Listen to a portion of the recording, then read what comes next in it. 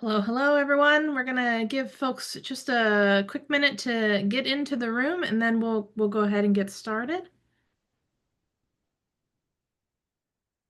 Just wait to see that it's leveled off. All right. Hello, everyone.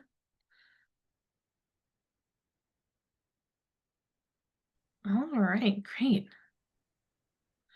Welcome, everyone. My name is Crystal. I'm the Training and Education Manager at the Center for Open Science.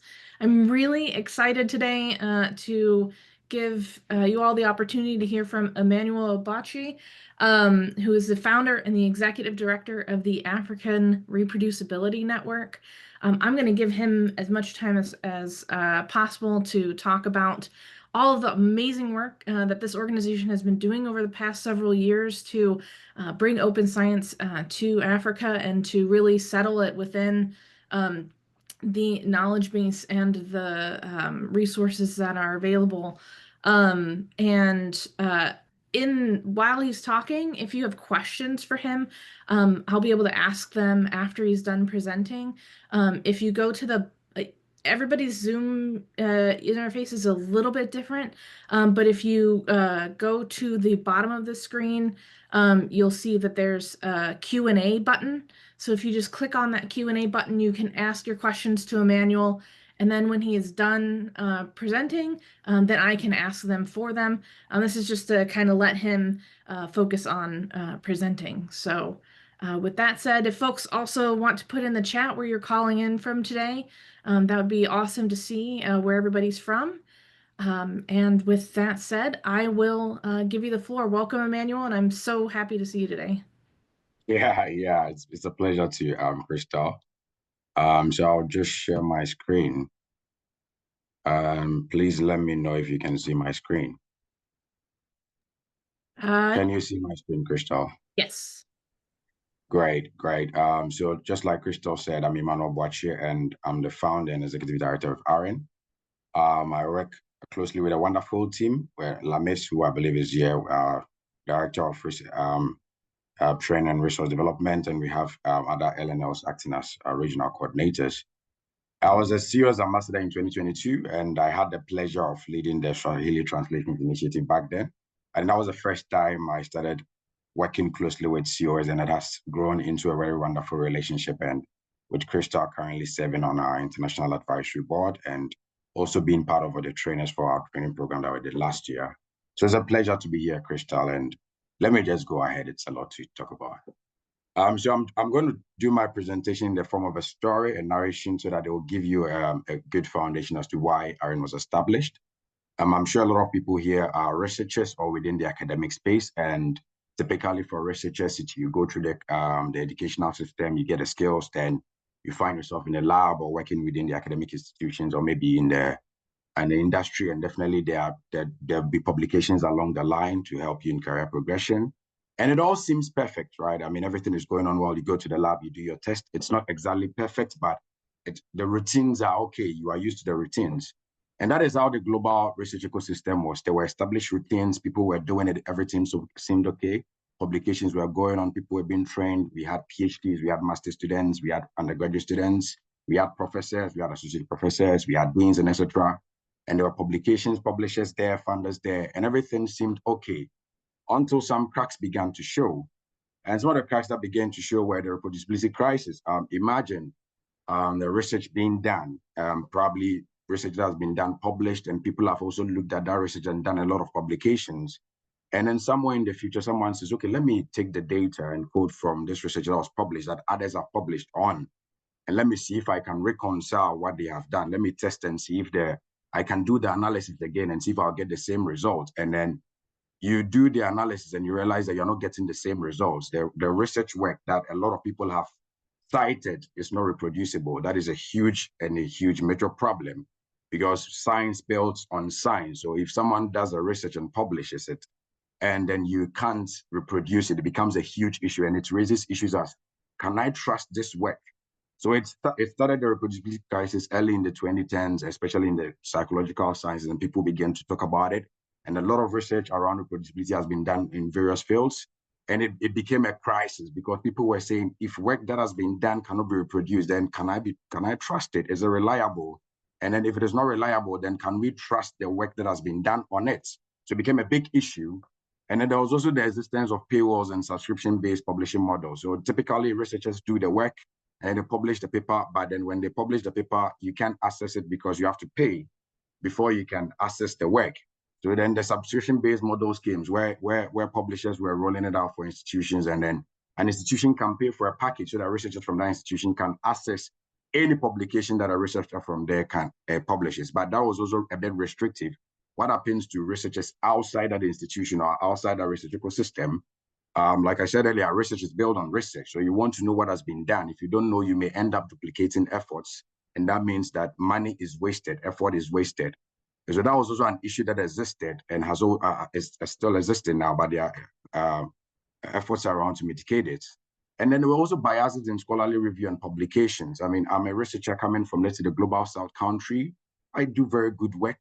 Everything is on point. I publish it in, let's say, a top journal, but then I get rejected. Then another researcher from the global north country publishes it, and then easily they get accepted.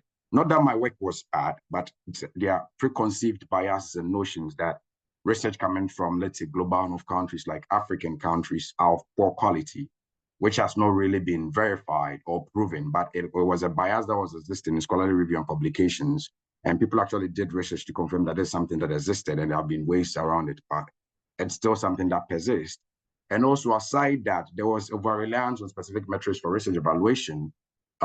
Research outputs are plenty, aside from publications, they are plenty, and research is supposed to be beneficial to the community. So publications is not necessarily the end of the scientist's work. It's supposed to go beyond that. But unfortunately, the metrics that were being used to evaluate research and researchers was based on metrics that are related to only publications, like the H index that is related to journals, and then a lot of these factors that are way quantitative metrics, and they're looking at higher impact journals and publications in higher impact journals rather than looking at stuff like community engagement, people doing, let's say, writing articles in the dailies that expose science to the average person. These were all things that researchers were doing, but they were not credited for it. And we all agree that research evaluation influences your career progression. So if my institution or my country relies on these metrics, then I'll be compelled to also go by these metrics one way or the other because I want to progress in my career. But this is wrong because it makes science a bit cooped up to the research community and less reliable in terms of how it is impacting the average person. But we all know that majority of the research, in fact, almost all of them, is funded by the public's money, right? Governments pay and fund most of this research, and it's funded by the public's money. So the public must benefit from it. There needed to be ways where we encourage scientists to engage beyond just publications. I mean, how many people would even download a publication and read the whole paper? Even within the research community, it's not something that a lot of people do, or even a lot of people find it easy. So there needed to be ways that the research community needed to engage the broader public to make science more beneficial. So these were cracks that began to show along the line. And you could see that the issues were persistent across disciplinary. So it wasn't restricted to, let's say, the physical sciences. It wasn't restricted to the health sciences. It wasn't restricted to the, let's say, the social sciences. It cut across all these disciplines. And it wasn't restricted to Africans or, let's say, South America or Europe or UK. It was cutting across all of these. And when you came to institutions, you could see that the problems also persisted. So it was like a general problem that the whole global research ecosystem was facing. This is just some of them. There is more that you can find if you do a search online. And you could clearly see that something needed to change because these were not good. One, they were making scientists more reliant on publications rather than impact. One, you could see that money was being wasted because someone's work, I can access it, so I do the same thing. I try to publish and then I realize that the work has already been done. You could clearly see that a lot of work that has been done are not reproducible because probably they didn't share the data, they didn't share the code.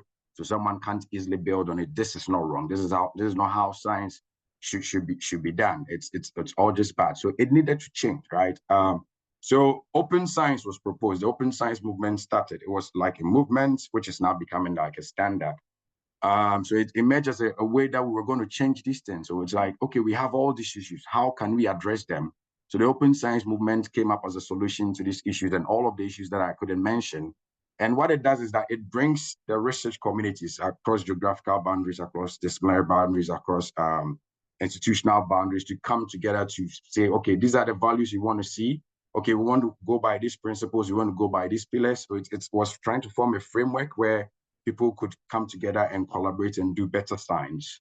So some of the values are equity, integrity, and collective benefits. We wanted to ensure there was equal access to scientific literature and everything, and opportunities for contribution. We also wanted to ensure that when people are doing science, they are adhering by the right standards.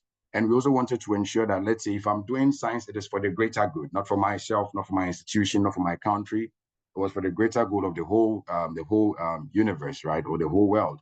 So these were some of the values. There are plenty. These are some of them. And then there were also principles that helped establish some of these values. So there was the principle of transparency. Make the research open, like let's say publish your protocol, publish your code, publish your data. Accessibility, okay, don't make sure when you publish it, it's accessible by everyone. Reproducibility, make sure that when you are running your research, when you're planning your research, you ensure that you record your data and resources and everything well so that others can build on it, that they reproduce it or they replicate your research, that they can build on it. Collaboration, don't work in a silo, don't try to be the pioneer, and because of that, you stick to one side and then do things alone. You need to allow others to work together with you. Everything works best when you have a lot of different minds coming together to collaborate. And the goal was that it shouldn't happen only in institutions, it should happen across geographies, it should happen across disciplines. And we wanted inclusivity, not just about I'm there, but I'm not part. If someone is there, they need to be part, they need to be participated, they need to be heard. And this wasn't even about just research, but all sectors of society. But if you do a Google search right now, and you do a Google search on the values of open science, you get a lot of them, more than the three that I mentioned. If you do a Google search on the principles of open science, you get a lot of them. Some of them will be even different than what you see here, or even the values that I shared. So it's like, well, everyone was coming up with values and principles, and then that needed to change. We needed to have a standard way of, implementing these open science principles and practices that we believe are coming to solve these issues that exist within the research ecosystem. So in 2021, UNESCO launched their recommendation on open science. It was launched in November 2021. And what UNESCO did was that they brought a lot of stakeholders together from the world, a lot of stakeholders from funders, publishers, governments, research institutions, and other stakeholders across various research and education networks, and etc. And they came to agree on a certain number of values and principles and actions that they believe they should go by to ensure that if I want to implement open science, or if my institution wants to implement open science, we all have these principles that we all believe we accept. We all have these values that we believe we accept. We all have these definitions that we believe we accept, and we all have these actions that we believe if we take, we can make our research system open. And it was adaptable at the institutional level, at the national level, at the continental level. So it was the first time that an international standard instrument was established to make open science practice much more easier and much more equitable and fair and inclusive. And in 2024, UNESCO's Open Science Outlook, the first one that was published, did an assessment of how this has been going about. See how adoption has been going about. And they realized that 11 countries have already introduced open science policies and strategies within their research ecosystems and national systems.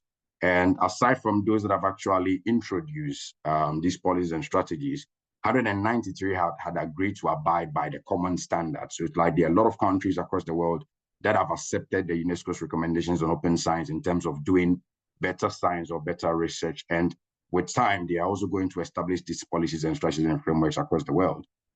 So you could clearly see that a lot of countries were onboarded, and the countries are made up of institutions, and then the institutions are made up of the researchers. So you could clearly see that there will be that downward effect if a policy is established to affect the researcher, to affect the institution. So you could clearly see that the global research ecosystem was shifting towards open research practices. So countries are establishing policies, institutions along the line are also trying to do the same to make it easier for them to adopt. And this is something that has been happening for a time, and it has picked up a lot of pace, especially in the past 5-10 years. The pace has been very, very fast, looking at what has been happening across the world.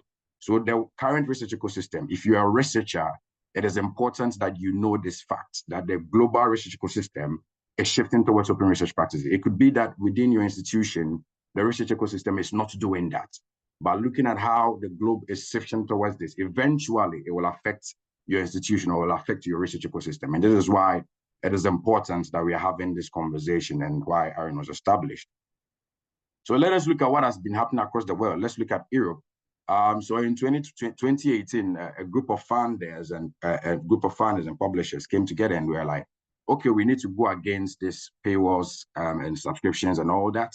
So let's come up with a policy. So they call it Plan S. So this group of funders and etc. came together to form Coalition S, and governments and etc. came together to form Coalition S, and they launched Plan S in 2018.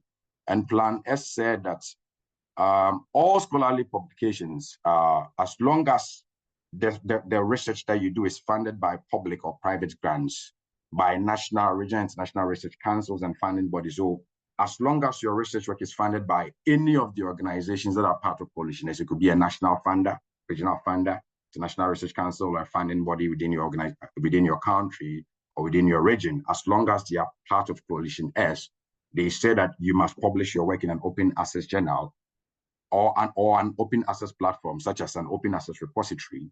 So this was a requirement that since 2021 has been there. So as long as you're a researcher and you get funding from any of these funders, whether it's public or private, you're supposed to adhere to certain open science principles and practices. It's a requirement. So now it is no longer a movement that people are trying to see if they can do science better. It becomes a compulsory practice.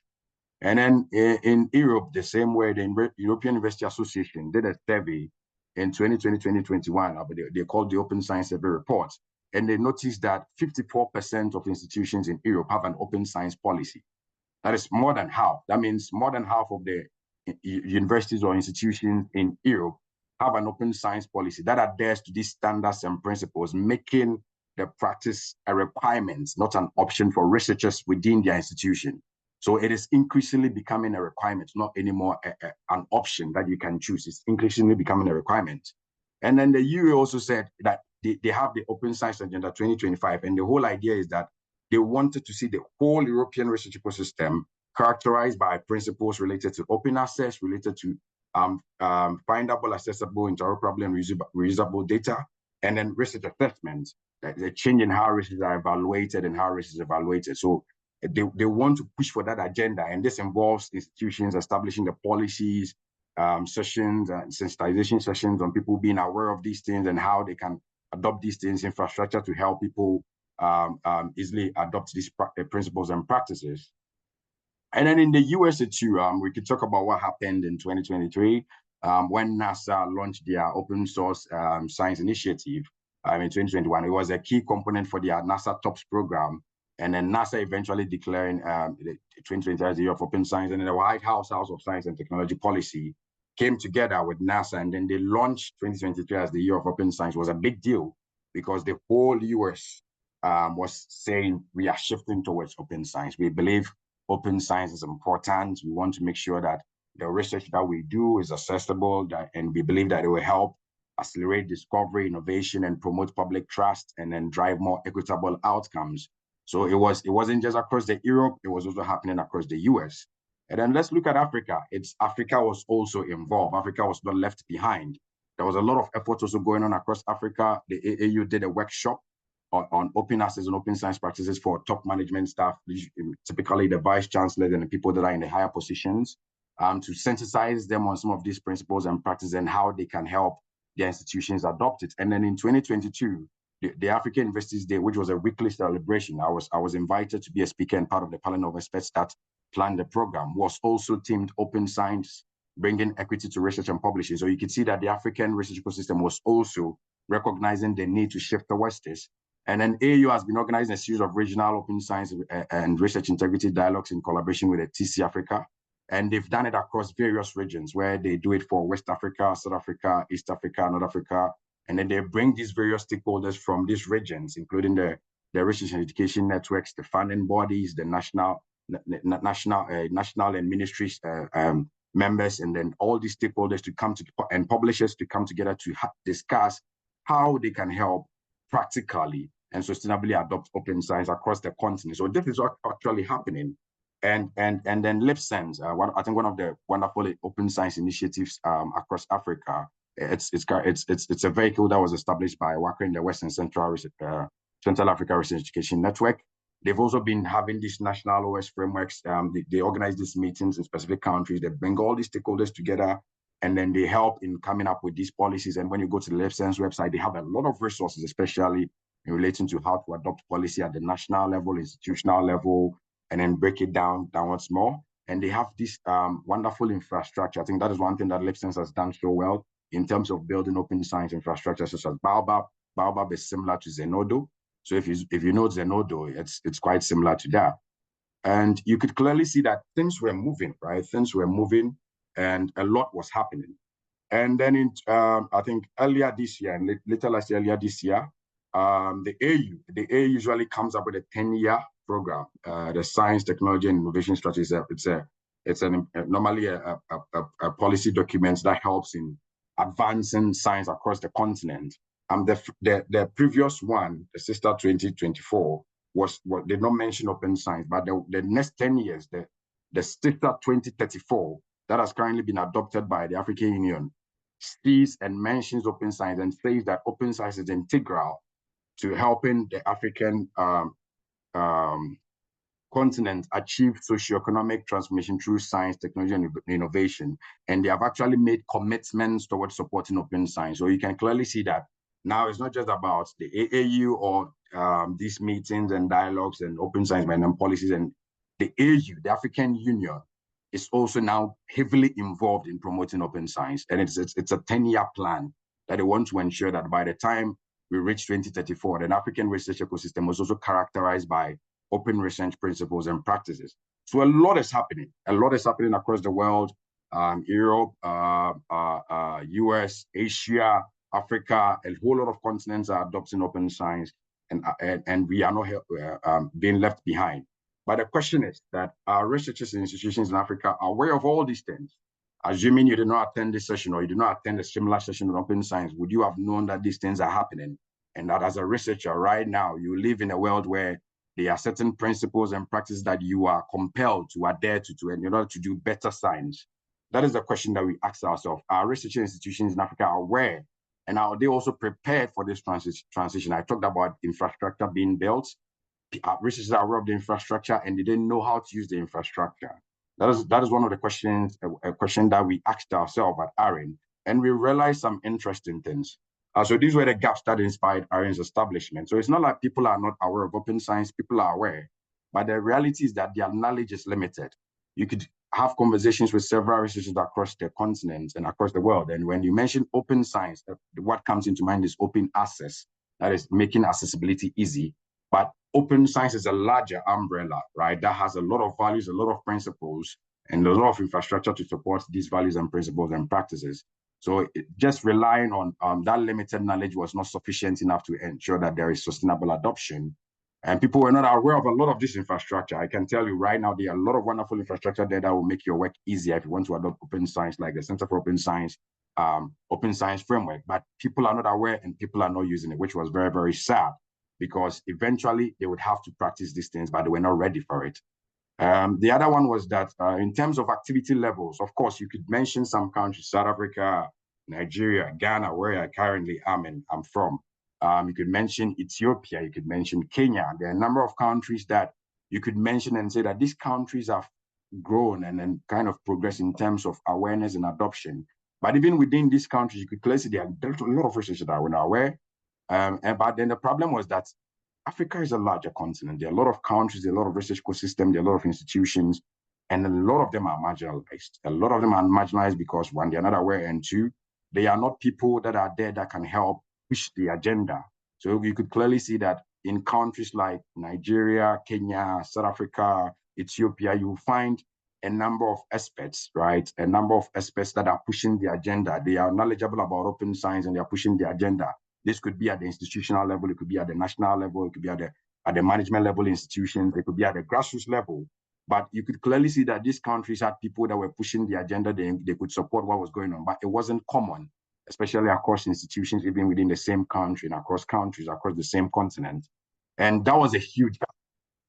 It needed to change. We needed to bridge this gap, the knowledge gap, and then the lack of experts, and then lack of collaboration among those experts. So AREN was established as a community-led initiative. It started in 2022 as an eLife ambassador initiative, and our goal is to bridge the gaps that I just mentioned. Our goal is to bridge the gaps in open science advocacy and practice across Africa through training. We believe that when we train people and not just offering training, just like a sustainable training that comes with support, right? We believe that it's going to change how a lot of researchers are not aware and are lagging behind when it comes to adopting these principles and practices. And not just a matter of training. We believe local communities of practice are important. You need to create an ecosystem within a research institution where people can go to and get help and get support. That is also important. And our mission is simple. We want to make sure that African research institutions are prepared and are ready and are empowered or are enabled to meet the increasing global demand. You can clearly see that the demand is increasing.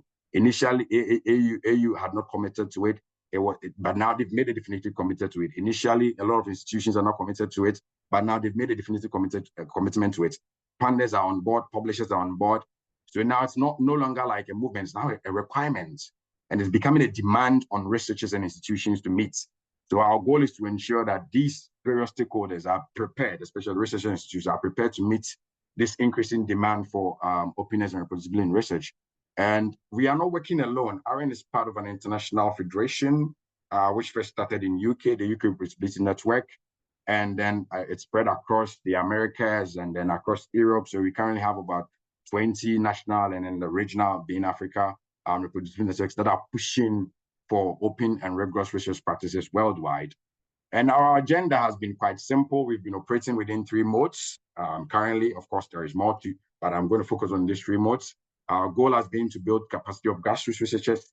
We feel like the engagement has initially been at a policy level, and in all these conversations I told you about AAU's training, the regional dialogues, and all these things, there were a lot of policy engagements. Grassroots researchers were being left behind. So we feel like we need to build the capacity of grassroots researchers. They are the one doing the work, so we need to engage them. And we also knew that there was the need for establishing communities of practice, which I said earlier, and we targeted the research institutions or universities across Africa. So we targeted them that there is the need to establish these local communities of practice or local networks, that we call it at AREN. And then also we realized that we needed a continent-wide open science community. We needed to bring all these people together so that you can help each other. If I'm an expert in Ghana, I can help others in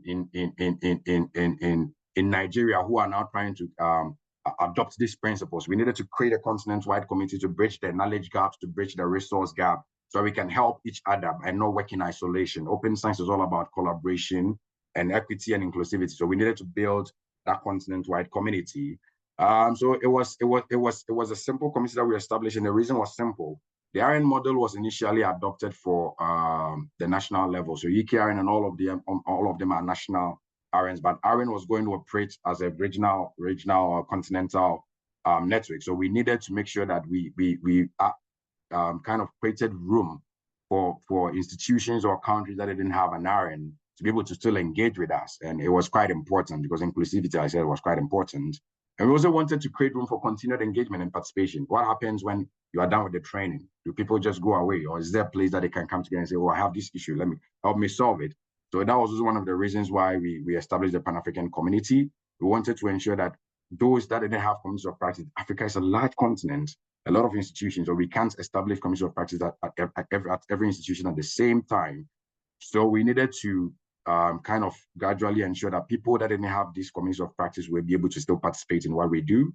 And aside, I also wanted to build a sustainable pathway. It felt like the champions, the open science champions across Africa were all doing what they felt was best and they were doing well, but we needed to create a pathway for people that were interested in promoting OS. Like if I'm a researcher or I'm a postgraduate student or I'm a policy maker and I want to adopt OS, how do I go about it? We wanted to create a pathway for them. Come and join our community, attend our training sessions, become a local network leader or anything related to what we are trying to do, and then have that part where you are built up from scratch. You don't need any prior experience or prior training or etc. It's just about you being interested, and there is a pathway for you where you can get training and support. So our community was launched in August 2023. It's just a simple sign-up form on our website. You can just go to our website and then you can just sign up to it. And what we have is that it's a simple form that we used, and the form usually asks about your knowledge about open science. So it asks you a few questions, your awareness about open science practices. And then the form also asks about where you are, geographics, and etc. And the reason is simple. We want to know the level of knowledge our community members have, and maybe as one way or the other, although that's it's not necessarily accurate, but a reflection of their awareness within their research communities and institutions. So that's why we have the sign-up form to ask all these questions. And then it also helps us to assess our reach. Our goal is to reach all the African countries and institutions. And our sign-up form helps us know the countries that we've reached, the research ecosystems that we've reached, and then whether we needed to do more. And our committee has been growing. At the end of 2023, we had about 50 members from 15 countries. But I think since then, after now, we have 400 members coming from over 30 countries across Africa. And they are representing over 200 institutions and organizations, mostly universities and research performing organizations. And the majority of them are faculty members or researchers or postgraduate students. That's an interesting statistics showing that researchers are increasingly, the people within universities and research performing organizations are increasingly becoming interested and aware of open science. And our goal is that each member is a gateway. That is why the 400 community members is not necessarily the statistics that we are looking at. We are looking at the countries we've reached and the institutions we've reached, because we see each member as a gateway. So if you have one person coming from an institution in Ghana, we see that as an access to the research community in Ghana, and an access to the research institution that member is coming from. So that is how we go about it. So we're not necessarily interested in having thousands of members. Our community is quite open, and if you have thousands of members, we'll be happy. But the most important thing is that, are we reaching the marginalized research communities? And that is where our focus is, because each one is seen as a gateway.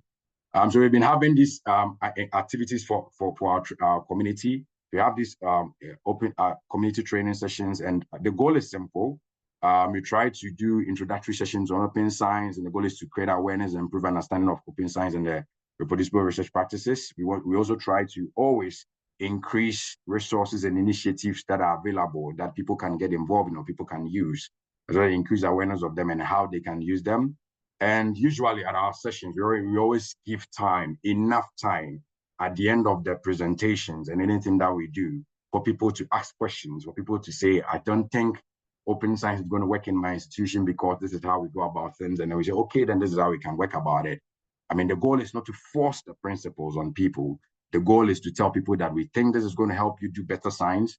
And if there are issues around whether they can practice or not, then we have that conversation and then see how best we can support. So it's a very open and inclusive space. You can join our community. The link is on our website. Visit our website, the AfricanAREN.org. You can just join our community and then get access to some of the sessions that we have. Usually we share it on our LinkedIn page. You can also look at AREN on our LinkedIn page, African Reproducibility Network, and you can get access to the training. We do announcement about our training and activities there too.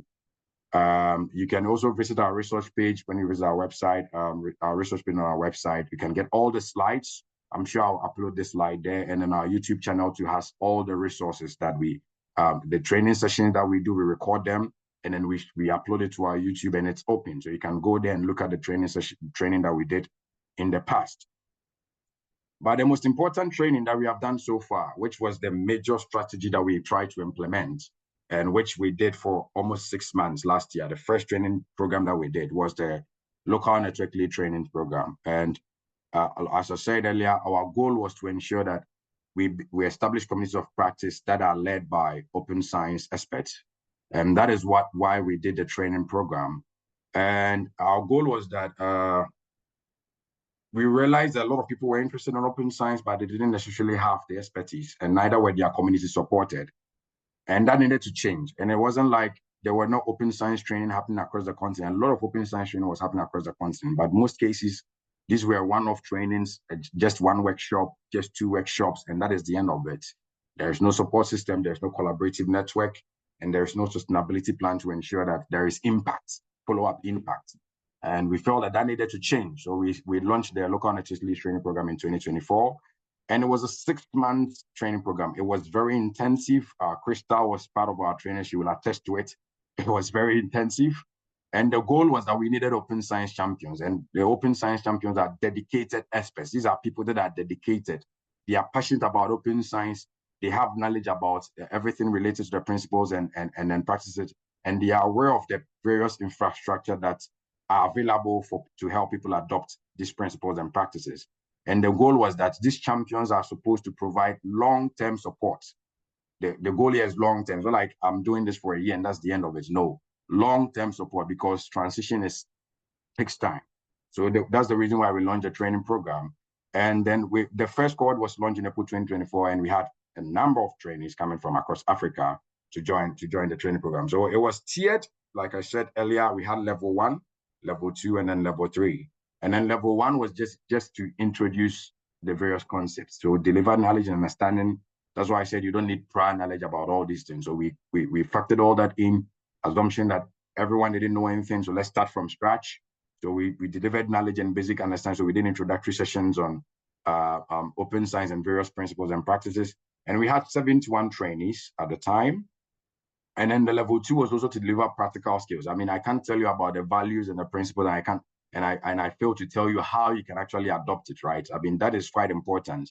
You don't need to know. You need to know how to practice it, how to integrate these principles into your research workflows. That is what leads to the change. So we did sessions on the practical skills. And then for level 3, we recognize that these are going to be institutional leaders, institutional change makers, right, that are going to provide support. They needed advocacy skills. So we did sessions that gave them skills that will help them to be able to engage their communities and support. So we were monitoring participation because we wanted to ensure that at the end of the day, the people that come out as experts or trainees have actually gained the skills and the knowledge that they can use to support their community. So we're monitoring participation, and you could see that the participation was reducing with time. So after the first level, which was 2 months, the 71 trainees went to 38. Then after the second level, which was also 2 months, we ended up with 29 that were able to complete. So we had about 29 trainees going through the training program. So the level 1 was on various topics: reproducibility, open peer review, open data, and a whole lot of other open science principles. And then level 2, we looked at certain practical infrastructure, like the open science framework that was developed by the Center for Open Science. We looked at Octopus, we looked at Society, and then a few other platforms. And then the level 3, we delivered sessions on open research pedagogy, which was led by Crystal. And then we did sessions on community engagement, sessions on leadership, academic leadership, and leadership within institutions that was led by SciLead. We did session on community engagement that was led by Godwin's former eLife head of communities. We did sessions on mental health, a topic that people don't want to talk about, but it's something that we need to talk about. If you want to do better science, we need better researchers. Better researchers means that mentally, emotionally, they are stable, they are ready, they are prepared. So we also did sessions on mental health that was led by Dragonfly Mental Health. And the total the sessions were about 50, and there was a lot of sessions, but interestingly, our local network leads were asking for more. That was how passionate and enthusiastic they were. And the training was done by a lot of researchers. I've mentioned Christopher from the Center for Open Science. We had a lot of trainers coming from different partner organizations. So we didn't deliver all the training sessions ourselves. I think we did just about 4 of them. And then the rest were done by experts coming from these partner organizations: ASAP Bio, Fort, Preview, eLife, DataSite. We had people come from DataSite to do sessions on open data. And we had other individual collaborators like Esther Plumb and a few others that came on to also help deliver sessions. Rania from Sudan. All of these people came to deliver sessions. They are experts within their field, and they came to deliver sessions that helped augment the learning that our trainers had. And at the end of the day, we were able to establish communities of practice in 28 institutions in 15 African countries. These are logos of the institutions that we had. And it was a remarkable achievement at the time because AREN was very young and it was a small team. But that is the power of collaboration that open science is trying to achieve. If a group of people come together across geographies, across disciplines, and they put their mind to do the same thing, to achieve one thing, they're able to do a lot of good things. So we're able to establish these communities of practice or local networks at these institutions. And the impact has been very, very huge. Our LNLs have gone on to engage beyond the academic communities, our local research communities. So when you visit our blog right now, you can see there are news items on how some of them are engaging. I can talk about the airport training that was led by Sotunye in Nigeria for librarians in the institution and others outside the institution, Uniport and River State University. We had Nerea at the Carroll Veterinary Research Institute doing training on open science. She was able to bring together research across the whole institution to be able to do that training. And there's interest in more sessions. We had some of our trainees translating some of our resources into French to be able to make them more accessible to Francophone Africa. And we had one of our LNLs, who is now a regional coordinator for East Africa, engage in an event that was organized by the Ministry of Innovation and Technology at Ethiopia. So that's a high-level engagement that AREN was invited to participate in, and then Dr. Musa represented AREN and presented on advancement of open science in Ethiopia.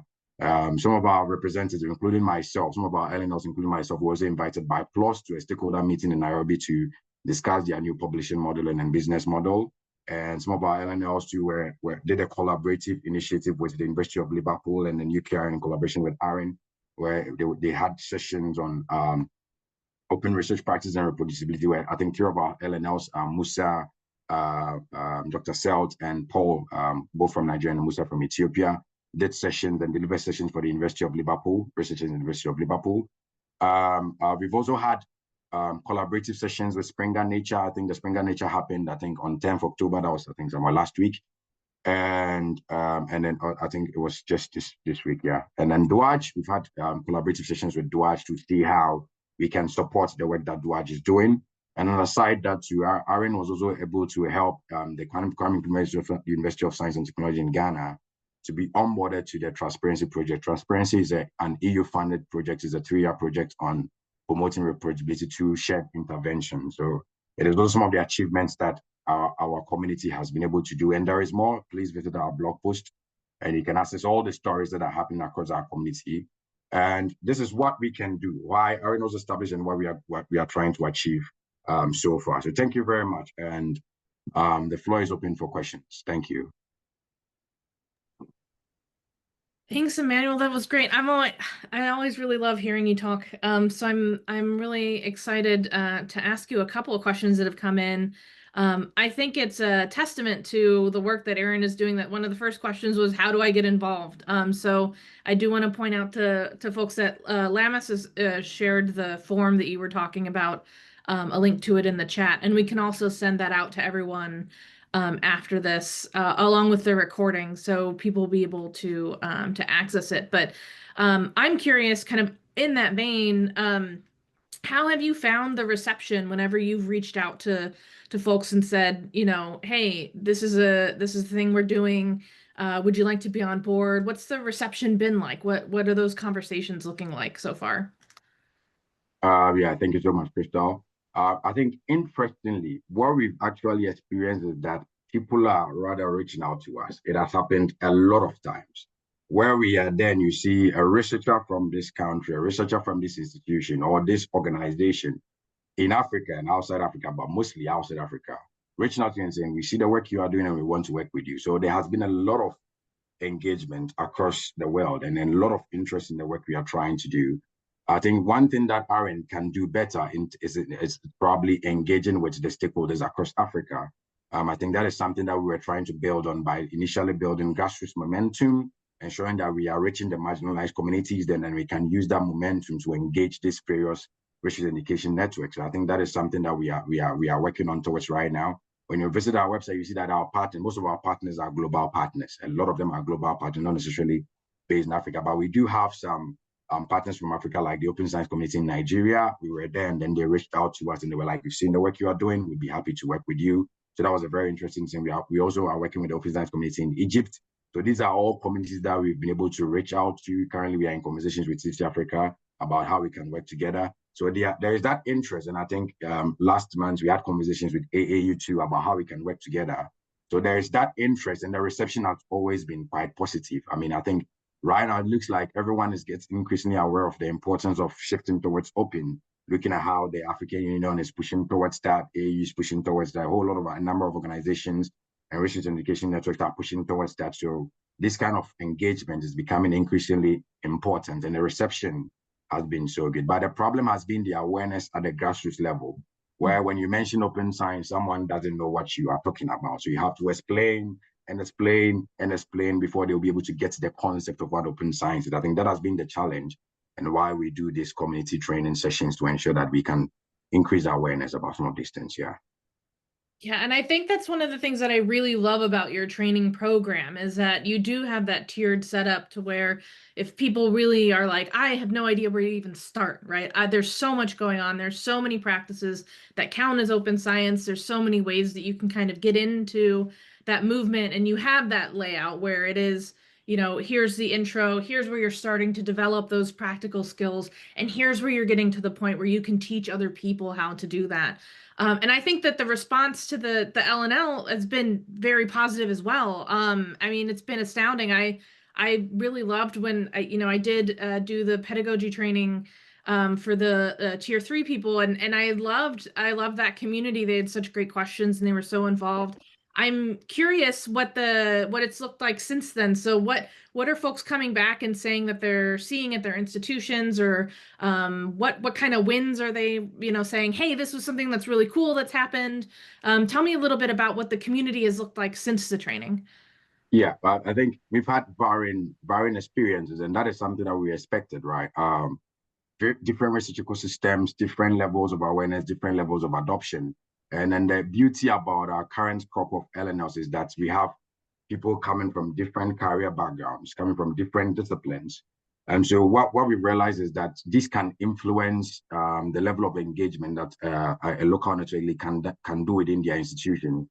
We had Nerea, she's in Kenya. She's a master's student, and she's at the Caro Veterinary Research Institute. She was able to organize an institution-wide training, right? She's a master's student, but she was able to do that. But then we also had NLLs that are, let's say, researchers or lecturers, but they had difficulty organizing sessions like that because of the system that is there. So I think it has been varying experiences, but we've had others that, like Sotonye, who is a librarian at the university, was able to organize a training session for not only librarians in the university, but others outside the university. It was a collaboration between two universities. So that has been interesting feedback coming from them. And then Musa doing the national level engagement. So it's been interesting feedback. And we didn't expect that everything will all be positive. I think it's impossible to have all of them coming back and saying, oh, everything I did worked out. And that is why we created this system where people can gradually engage. I think one of the major reasons why we didn't do the training program this year was because of this. We wanted to see how engagement was span across different geographies, different disciplines, different career stages or backgrounds, and then see how in the future we can better support our LNL. So that is something that we've been getting feedback from them. We met them earlier in the year to have conversations about what is going on and then see how best we can support. And it's been quite interesting. And one thing they did ask for were follow-up sessions. They did ask for follow-up sessions. So we've done a number of follow-up sessions and then stakeholder meetings with the Duaj, Director of Open Access Journals. We've done one with Springer Nature to kind of grant them access to these stakeholders that initially, as individuals, they wouldn't have access to them. But now, because they are leaders within their communities, they have access to these stakeholders, and they can kind of communicate the issues or challenges within their communities to these stakeholders and see how they can be best resolved. So it's been interesting feedback. I think a lot of these are documented on our blog page and on the blog page on our website. Not all of them, but some of them have been documented. And it's been quite interesting engaging different communities and research institutions here. Yeah, and I think that's something that I also really appreciate about the way that AREN is run is that you guys said, wait a minute, let's make sure that we invest in these folks, and like let's make sure that we really make sure that they're settled before just it's not a numbers game for you guys. It's really I loved when you said like every person or every member is a gateway. Like I think that that's a really great philosophy for something like this. And we did get a question about plans for future training. Is there another cohort that you guys are thinking about holding in the future? And if so, what might be the timeline for that? Yeah, great. We plan to run the training program hopefully every year in the coming years. The first one we had funding from the Open Research Funders Group, ORFG. There was a mini grant that we used to help support the training that we did. Fortunately for us, because it wasn't a lot of money, all the trainers did it for free. But the best and the most ideal way is to pay trainers to do training sessions. So it's something that we are currently working on towards in the future. But the plan was always to do training programs in the future, to continue the LNL training program. Like I said, we need sustainability, not necessarily a one-off training program. The whole idea was that one-off training programs were plenty. We needed something that was sustainable, continuous, to create more experts, to create more local network leads, to create more communities of practice. So it's something that we plan to do. And we've had a lot of partners commit with. I think AREN signed an MOU with the Center for Open Science earlier in the year, and the COS has committed to supporting future iterations of the LNO training program. And we had a lot of partners and trainers too that have committed to supporting future iterations of the training program. So definitely next year, we're going to do that. The timeline, I think a lot of factors will come into play as to when we are going to start exactly. But definitely when we do open applications for the training, we'll definitely announce it on our website and our social media channels. So please follow us on these platforms or join our community, because we definitely communicate this. It's definitely going to happen next year, God willing. And we are hoping that we'll be able to get more researchers across Africa to join the training program next year. Yeah. Awesome. And you mentioned a lot of the impact that AREN has had, and I'm curious, what would you say is like your favorite thing that's happened since AREN has started? Like, what is like the big achievement that, in your opinion? Yeah, that would be tough because a lot of interesting things have happened. Lamis and I have had a lot of all moments, like something happens and you are still happy, still excited. But I would say seeing our local network leads take up leadership roles within AREN has been like a major thing, because one of the challenges that we had in the early days was getting people that could fully commit to the work we do. It's a lot of work. It's a lot of work that Lamis and I were initially doing, so we needed a lot of help. So seeing that some of our LNLs were willing, despite the fact that it's going to increase the burden on themselves to take up the role of regional coordinators, which is not easy, was wonderful. And then the other thing was that seeing the things that some of our LNLs are doing, like it's also been, I mean, whenever we get the stories from them, we are just so happy. We are fulfilled, right? I mean, the work we do is not necessarily work that you get paid for and etc. So it's like our payback is the engagement that our LNLs do. That is like what keeps us going, and it's been so wonderful. And I think one other thing was the support that we've gotten from the global research community. It's been just crazy. If I'm being honest, Crystal, it's been just crazy, because when we started, we were like, we are just interested, we are just passionate, we want to make a difference. But the support has been just crazy from a lot of organizations, from a lot of individuals, yourself included. It's just been crazy. And that has really been major highlights that have kept us going, major highlights. The leadership now being so inclusive, LNLs coming up, the activities and engagement that they are doing, and then the support that we are getting from various stakeholders across the world. It's been crazy. So these are major highlights. I think it would be unfair to point one. I mean, there are so many of them. It would be unfair to point. Yeah, yeah. Yeah, I mean, and you've done so much in what, 3 years? Is it only 3 years? Yeah. It started in 2022, and it was typically it was slow momentum. Then 2022 we tried to establish a team, and then eventually Lamis joined, and then it's like we needed a training lead, but we didn't have a training lead. So when Lamis joined, it was like the final jigsaw in the puzzle, and then things started moving. So we did a launch event in November, then we did a training program the following year. So it's been quite interesting. It started slow, but the momentum just kicked off from the moment I think we launched, and then it's been really wonderful. Yeah, and as Hala's saying here in chat, that reflects the high demand and willingness to change, right? Willingness to adapt to current societal things that are going on. So I think that that's great. I think folks should definitely keep an eye out on AREN. Follow. I've posted the link to the website and also to the LinkedIn and chat. We'll send that out too alongside the recording. Emmanuel, if you want to send the slides our way, we can also make sure that that gets to everybody too, so that they can see everything. It really is amazing what AREN has been doing over the last 3 years. I think that there's going to be many years to come of growth and change and impact. So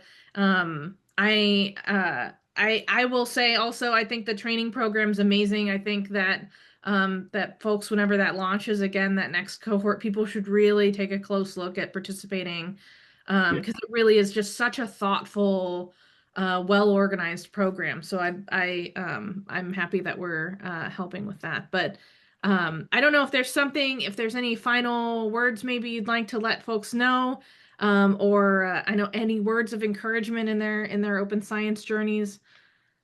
Yeah, yeah. I think what I can say is that all of this can seem a bit overwhelming for the average researcher, because that in research already it's tough, and then it's like now they are talking about new principles and practices and infrastructure that I have to know and learn and then adhere to. It can all seem a bit overwhelming, but that is why we are there.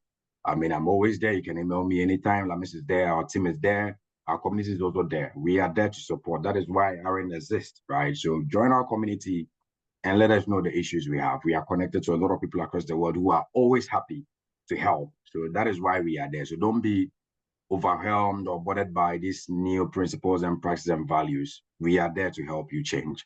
And don't be worried about trying to learn all of them and adopt all of them. Just go with the ones that you can now and then gradually add more to it. So that is what I can say. Yeah. Awesome. And I think I guess one last thing to mention is that you guys have a Slack Yeah. um for people to communicate. Do you want to talk about that a little bit at all? Yeah, yeah. So the Slack channel is like the open channel that you can go there and post your issues and email. You can be spamming people if you are sending a lot of emails across. So the Slack channel was created so that if you have any issue, you can post it there. Is there any events, you can post it there. So when you visit our website, we have a community page. The link to the Slack channel is there. So you can just join the Slack channel. If you have any issue, you can either email us directly. You can just pop it in the Slack, and then we will see how best. We have a lot of experts there from across the world. I believe Crystal is there. A lot of the trainers from the training program that we did are also there. So if you have any issue related to any of the open science principles, they will be happy to pop in a solution for you. Yeah. Yeah, and I love it too. People are always sharing opportunities and different things that are going on. So that's a Yeah. great community. Yeah. Yeah, so thank you so much, Emmanuel, for sharing what's been going on with AREN. I think that it's really an awesome organization. People, please pay attention to them. Please follow them and keep up on the news with them. There's a lot, I think, coming. Yeah. And thank you all for coming. And we'll be sure to send out this recording, the slides, and all of the links that are in the chat, so that people can have access to them and to see them at their own time. Thank you so much for coming. Thank you so much. Yeah. Bye.